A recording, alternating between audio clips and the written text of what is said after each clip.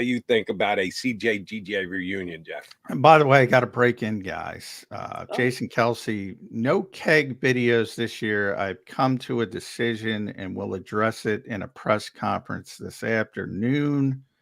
So Jason Kelsey's going to, as I mentioned, Travis Kelce is in town. Was doing he's retired. something. Yeah, I do not think Jason Kelsey's coming back, but we shall see. It's going to happen today, this afternoon. No, Yeah, thanks, Jason. I'm packing for Vegas today. no keg videos. Is that the way he specifically? Yes, couched that it, was Jeff? exactly from Jason. You That don't was, have- I actually enjoy this, by the way. He's doing this on his own terms, and not. This isn't like R.I.P. to Chris Mortensen, but I always thought it was cool. Mort was the guy Peyton Manning told, and look, we're going to hold off. I like how Jason's doing this on his own terms, by the way. Good for Yeah. him. Yeah, he talk about a guy who deserves it. He gets to call all the shots, and the fact that it seems like he's calling it today. Press conference, said John. So you think something's going to happen down at the Novicat complex? yeah, I would think so. Press conference this afternoon. Nothing official from the Eagles yet. I'm sure it'll come soon. But yeah, I would think Jason's big enough that they're not going to do it on Zoom, but who knows? Who knows? Yeah. It is a Zoom world. I would hope not. And while I certainly agree with what Jeff just said, that good on Jason, he gets to make all the calls here, do it when he wants, how he wants. I certainly agree with every single bit of that. It's a bummer. And one of the all-time great Eagles, and I mean all-time great, going back to the beginning of the Steagles, if you so desire. On the Jason, Mount Rushmore. That's what he is. He's on the Mount Rushmore. Absolutely right. He's on the Eagles Mount Rushmore. Agree with that, John? Yeah. Boy, well, I got to think about Mount. Obviously, Steve Van Buren, Chuck Bednarik. Chuck Bednarik. Yeah, there's a lot of, if you go back, and there's a lot of Hall of Fame players, but he's in the conversation. I would say the only two, no doubt, slam dunks are Reggie and Chuck Bednarik. Yeah, and then B-Dog. Then you could argue. Well, that's what I'm saying. Then you can argue. Yeah. B-Dog's definitely in the conversation. Yeah, he's definitely in the conversation. Any of the Hall of Famers are in the conversation. Tommy McDonald's got to be in the conversation. Yeah. I mean, if you're in the Hall of Fame, you're in the Hall of Fame. But yeah, Jason will be in that conversation. And either way, he's a great Eagle. So if you want to boil it down to 4, I don't know if I can go there, but he's certainly in the conversation, and that's good. That's really good, especially coming from a 6th-round pick. We just went through the combine, and, some of his testing athletically back in the day, as people have kind of caught up with it. Now people look at Jason Kelce's testing. You didn't know. Nobody knew except Howard Mudd. Howard Mudd was the one who said, "Oh, he's going to be a starter." Howie loves telling that story. And he's like, great. He's going to be a starter. No, right now, as a rookie, he's going to be a starter. And Howie's like, settle down. And ultimately turned into that type of player. He plays a pretty good center here, too, in Jamal Jackson. Yeah. He wasn't a bad player. Yeah, so he is a special player until it's official. But yeah. And nobody. We talk about all this angst and CJ. I'm sorry, I had to interrupt you there, Jody. No, and we talk about players, having difficulty playing in Philadelphia. I don't think anybody has been understands Philadelphia better than Kelce. I don't think any certainly in the modern era, there's never been an athlete who understands Philadelphia better than Jason Kelce. I always thought Jason grew as a person during his 13, 14 years here. He was criticized to no end early on in his career. Those early in the Chip Kelly years, where he was any good, whether he was, and you knew he was a good player because the tape told you he was a good player, but he never went after anybody on that. It's like, okay, he took his lumps, whatever, always said he had to get better. And then everything just started to click. And when everything started to click, it was funny. That was the year they won the Super Bowl. That was the year where he just kind of, I don't want to say he had a 180 because I think he was popular at that point, but he just went to the other stratosphere when he decided to one up Chase Utley. I really wanted to ask him that question in his career, and maybe he'll answer it afterwards. I'm like, did you like watch Chase Utley's parade speech when the Phillies won and say, hey, you know what, I'm going to top this. I'm going to find some way to top this, and I don't think anyone's ever going to top it. Yeah, I agree with that because you'll never have anybody who can tap into what he was able to tap into. And even if they do win again, yeah, you're probably not going to have somebody who understands the city like he does. And by the way, we were talking about this last week. I forget why we brought it up, Jody, but he's also really good. That factors into it as well because there's I brought up Chris Long. Chris Long, had that same kind of swag at the end of his career, winning a Super Bowl. He had the fur coat on, had the interesting personality you see in his podcast, but he was a role player here. He was a role player. You can only go so far, even though he's a really good role player. You can only go so far. Jason's an all-pro, Right. and he ended his career all-pro, all-pro, all-pro, all-pro, year after year after year. Again, I'm talking about him in the past tense. He hasn't retired yet, but all indications. Yeah. So I think you got to be really good as well. And he's really good. And that factors into it in a big, big, big way. Right. You don't have Allen Iverson talking at his level of stardom or anybody, people like Bryce Harper, but not to that level. Not to that level. I feel like he was on that Chase Utley level, but he's definitely he's no doubt a Hall of Famer. There's no question. It's when he gets in, not if. And but like when it when I know I'm comparing athletes here, but when Chase was in his prime, you knew he was probably going to the Hall of Fame, and then injuries kind of put that on the back burner. But Jason just got better, and it's kind of amazing. Ended his career. It is. At 36 years old, he's the best center in football. Yeah. Now it's probably going to be Creed Humphrey for the next decade, but he's carrying on the couple bad snaps a game, though, tradition. Creed Humphrey. Oh yeah, like he did it in the Super Bowl. He's terrible. It was terrible with the snaps in the Super Bowl. Yeah, it was bad. Yeah, but, it's you know, and that's one of the reasons. That's one of the reasons why I thought Jason Kelce might stay. And again, I didn't watch the all 22, just watching it as a regular fan on TV like everybody else.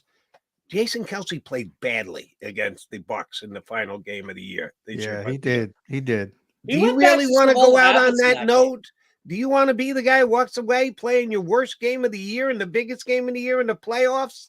I thought Jason might have to look in the mirror on that one and go, yeah, I can't do it. I can't walk away after that game. Everybody wants to walk away on their own terms. And if he does make that announcement today, more power to him. He absolutely deserves it. He played lousy in his last game. I didn't think he'd want to walk away after that. This final game, did he average like negative yards per carry or something? Well, I always say these things can go in two different ways. I think, I get it from the standpoint of what Jody's saying, but all right, so you had a bad game and you want to go through the grind of 17 more in the playoffs, hopefully to make up for one game. But you can look at it as like, man, I'm sick of dealing with people like Vita Vea. I'm 36 years old. You can look at it and say it's a wake up call and saying, I don't want to do this anymore. And we'll see which way it goes. But, combine talk, I always say, everybody makes a big deal out of so-and-so met with so-and-so.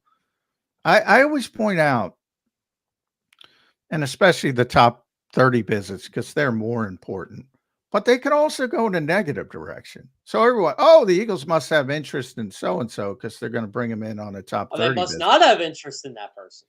They might be trying to rule him out, or they might rule him out when he's here, like Darius Geis. Everybody remember Darius Geis? So he came up and everybody was saying, the Eagles are having him on a top 30.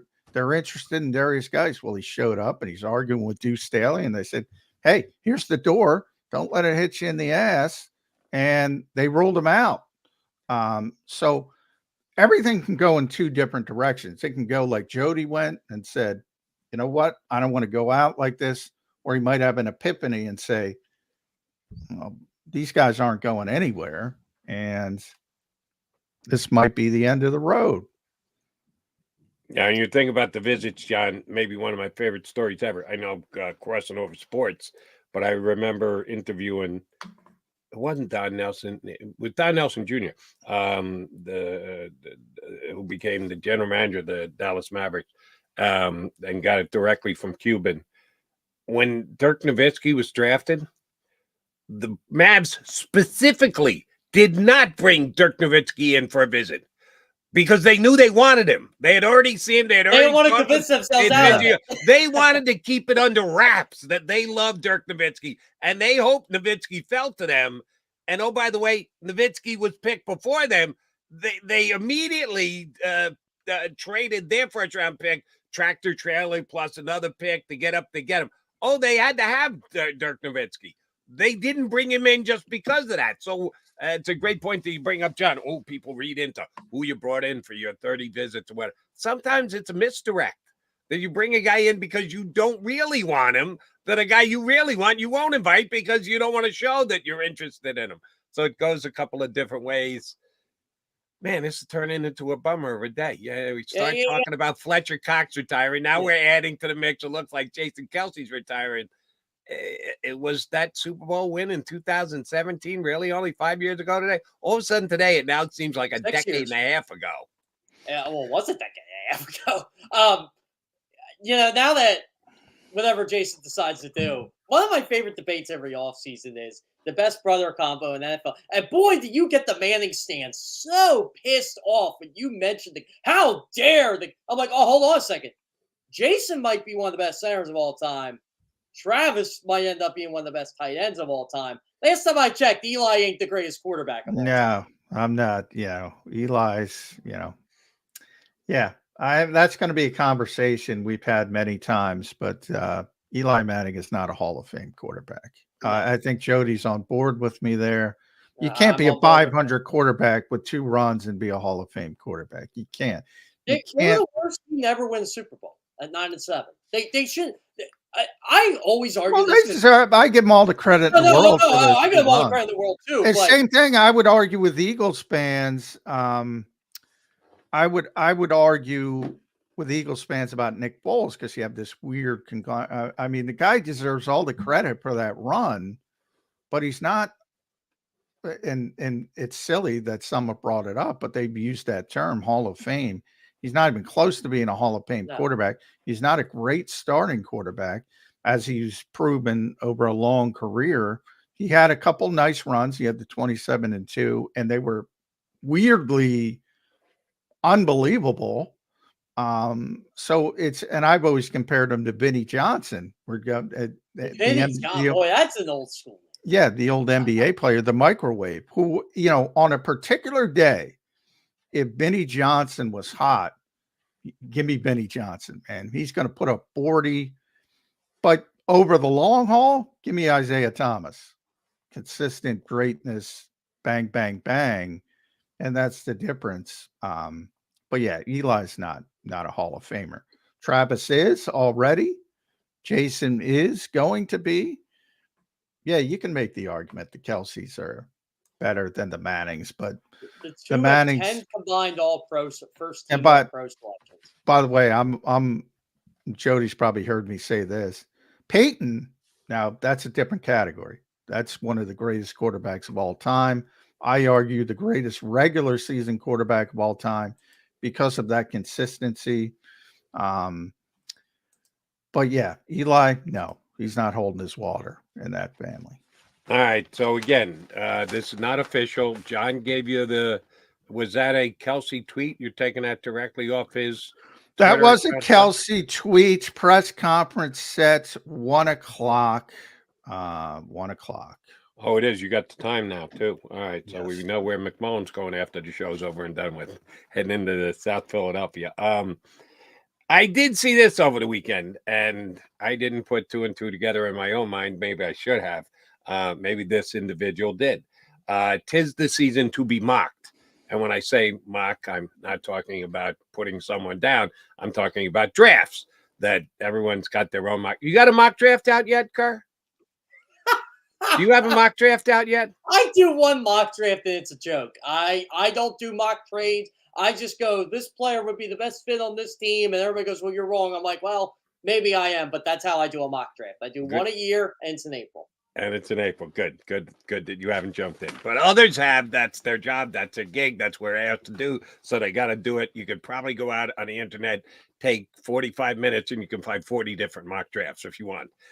Then there's certainly everybody's done. Especially as someone who gets chart beat for CBS and knows a lot of the analytics and stuff, they're popular. People like mock drafts. People love to check out mock drafts. And so if there's probably, if I'm just using round number 20 that go round 1 through 7, there's 50 that go round 1. So everybody's got a first round mock. And then the closer you get to the draft, everybody stretch it out and go full 7 rounds.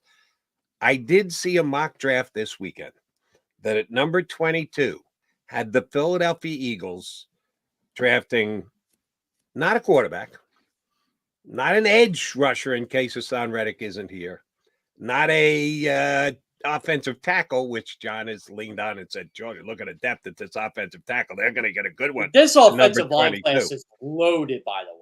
That's top, man. It's unbelievable. That's why, but I say, Howie might target somebody. He might trade up. Quinyon Mitchell alerts, but I'll probably have to go up to get a player like that. So if he's forced to sit, remember, I always say it takes 2 to tango. Nobody realized, well, he'll just trade. You needed somebody to trade with. Yeah, this isn't Madden where the CPU just accepts your trade. Exactly. So we know what the Eagles roster is right now. So there's been 3 or 4 positions that have been most likely that the Eagles are going to take guy. It all depends on valuation of the draft that day goes in front of all of that stuff in corner, tackle, edge. If you're going to be forced to trade Hassan Reddick, they had the Eagles at number 22 taking a center. Maybe they knew ahead of time that this was going to be the Jason Kelce decision on Monday when they put this mock out. And I didn't check the date. Could have been mocked yesterday. I saw it yesterday. Could have been 2 days before, 4 years, a week and a half, 10 days, 2 months before. I don't know. I wasn't planning on having to replace Jason Kelce. Jackson Pepper Johnson from Oregon is, in some people's minds, the number 1 center in this draft. Howie Roseman likes to talk about drafting in the trenches. When was the last time Howie took a center with a first-round pick? I don't remember that. I don't think it's happened. He took a center in the second round. Second is different than first, is it not? I don't know that they're going to go there, but if Jason Kelce, you're watching Jason Kelce walk out the door. No, you got Juergens to move there, but then you need a guard. Maybe you liked what Juergens did at guard this year. Any chance they take a center with their first round pick, boys? I would bet more they would take a tackle and switch with the guard than that. Domino effect. What's Jeff Stoutland's opinion about moving guys from position to position to position, John? Well, he doesn't like moving parts. That's what I'm saying. Now they have a plan in place, and I think that plan is they're not going away from it. And Cam Juergens is going to be the center next season, and then you got to figure out right guard. And they already have a guy in house that they drafted to be the right guard. But I don't think that they're going to say, "Oh, Tyler Steen," they're going to give him the job. He got one opportunity against Dallas. He didn't play well. I think he'll get an opportunity, but you might see them sign a free agent, mid-level free agent guard, and sort of set up a competition with Tyler Steen. But I don't think they're going away from Cam Juergens. I think they have a lot of cool, or they could be cool and just pay Kevin Zeitler whatever he wants. Yeah, I don't think they're going that way. They're not going to do that. I think they need to get younger. I think they want to get younger. So it's about, we talked about it with the defensive tackles. I think that's the case with the offensive line, trying to get Cam Juergens involved, trying to get Tyler Steen involved. Yeah, I don't think they're changing. I don't think they're looking to say, oh, we'll keep Cam Jurgens at guard and draft a center. And plus the value, they don't value that position, interior offensive line, as much as offensive tackle. There are certain positions they'll draft in the first round. We all know. And there's certain positions they won't unless there's a historic player. Is he the historic type of prospect like Christian McCaffrey is at running back? I don't think so. So, yeah, I doubt that, but I see why people would do that, and they're one of their 97 mock drafts. Right. John Yeah. McMullen, do you do mock drafts?